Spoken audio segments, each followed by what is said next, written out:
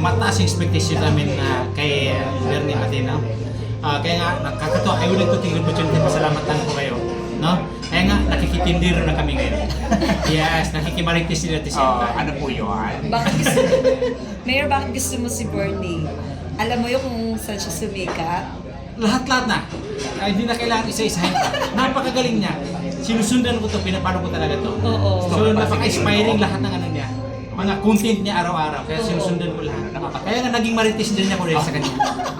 Yun talaga yung nagustuhan ni Mayor yung pagiging marites doon. Di ba? Yung mga utang-utang Mayor, hindi mo nagustuhan. Ayun, nakaka-relate din ako. Andun ko kasi utang din noon. Oo, di ba? Kaya nakabayad ako. Okay lang pumangutang Mayor, basta nababayaran. Kaya nga, natatakot ako na singilin ako gaya ng ginagawa niya. Opo, wala. Opo. Paano ka binago ng songnet? Actually, ang laki Ikaw po. masumikat talaga eh. Yes po. Nag-start po kasi ako papasukin ang social media world po nung pandemic. Hindi ko po in-expect na ganun po yung magiging epekto ng buhay ko yung pagpasok ko nga po sa social media world. Sobrang thankful po ako kay Lord God kasi nga po ang daming mga opportunities, ang daming mga doors na nag-open po. Kaya na-overwhelm po ako. Sobrang thankful na kumbaga ang hiningi ko lang is isang kalderong kanin ang ibinigay niya, 10 kabang bigas. Parang overflowing po yung mga blessings na binigay ko ni Lord God. Kaya ayun po, hanggang ngayon po, kaya hindi ko po kinakalimutan kung saan po ka nanggaling. Lalo po sa mga tao na patuloy po sumusuporta po sa akin. Dahil nga po sinasabi ko lagi na yung pagpapahal at suporta po na binibigay po nila sa akin is sobrang nasa puso ko na po yan eh. Hindi na po matatanggal yan. Kasi sila po ang nagpabago ng aking buhay. Siyempre, kay Lord din po talaga ang aking pamilya. Kaya, ngayon po, kaya sa mga nanonood ko na lagi po nating pasalamatan po lagi yung mga taong sumusuporta po sa atin. Kasi sila po ang naglagay po sa atin siya. Kaya lagi po natin yung pasalamatan, ipag-pray na sana ipagpatuloy po nila yung ating yung pagsuporta po sa kanya. Kaya, thank you so much Lord, thank you so much kay Mayor Mama at sa kay Direk Boboy, Giotan at sa lahat po ng bubuo ng Mami Productions. Maraming salamat. At syempre, sa mga patuloy din pong sumusuporta po sa akin. Thank you so much. Ayun, last na lang. Reaction mo na, siyempre si Mayor, ano yan, seryoso kasi sa politics yan. Pero nakikimarites sa vlog mo.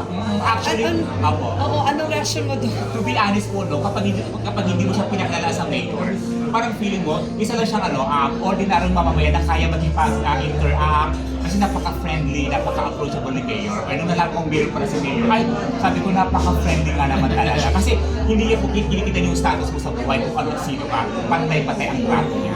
Kasi nung nagustuhan kay Mayor. And that she is. Ayan. Magiging role mo rito, Bern? Ayun po, so ang aking magiging role po dito ay si Teacher Katakutan. So ako ang mangguro ng mga estudyanteng mga pasaway.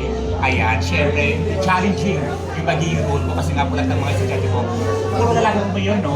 Puro lalaki. Natuwa ka ba?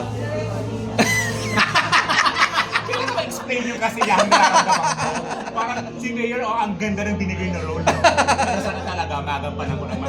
Pero dun sa role mo ba rito, parang dun sa vlog mo rin na masungit ka ba o mabait na teacher? Parang ano po siya, character type ng teacher na yung gusto lang makapagturo sa mga estudyante. Pero dahil sa mga estudyante may mga pasaway, lumalabas yung pagiging stricto ni Teacher Katakutan. Di ba, Mayor? Ayun. So katatakutan ka rito? Apelyado pa lang po, nakakatakot. Kaya Teacher Katakutan, na dapat katakutan. Pero anong notion mo dun sa mga fraternity na ito yung team nung movie? Nung present po kasi, nung minessage po ako ni Direk Buboy, parang medyo na-shock po ako. Kasi parang kakayahan ko ba yung mga scenes? Kung meron akong kasama sa scenes na gagawin po doon, parang, pero although before nga po nakapagdap ko ng mga itong mga story, kaya sabi ko, go. Since ang nabanggit nga po sa akin ni Direk na maging role po sa teacher, akala ko nga po isa po sa mga member ng fraternity. Hindi po ako naloka. Gusto mo bang hinahampas ka rin ng mga... Parang gusto ko ako hinahampas-hampas ako. Pwede naman isigit yung Mayor. From teacher naging fraternity member ko, no? Pero Mayor, Yes. gaano ka-excited ka na makatrabaho din si Bern? Na dati mo lang napapanood sa vlog. After si Direk Movie kasi siya nag-introduce, nung marinig ko na kasama pala si Bernie Batin sa sabi ko, wow, napaka-exciting na to. So gagawin ko talaga to. Sabi ko, ito tuloy-tuloy na to. So Maraming salamat na Pressure ka ba doon, Bern? Ano po? Na-pressure ka ba? Hindi po, thankful po ako. Kasi di ba sabi nga po ni Mayor, nung nalaman din po niya, through Direct Buboy, nakasama po ako sa project, masaya daw po siya. Mas masaya po ako doon. And Bern, please invite them to watch. Ayan, sa mga nanonood po ngayon dyan, I'm inviting everyone to please support and watch Kapatiran po. Ipapalabas na soon sa mga sinihan. Ito po ay under Mame Productions at syempre directed by Direct Neil Bubuitan. Attorney tuloy. Mayor. Hello guys, Luzon, Visayas, Mindanao.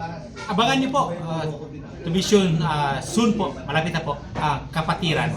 Napakagandang movie na to. Napaka-inspiring na movie po. Marami kayong matututunan sa movie na to. Thank you po. Congratulations. Thank you so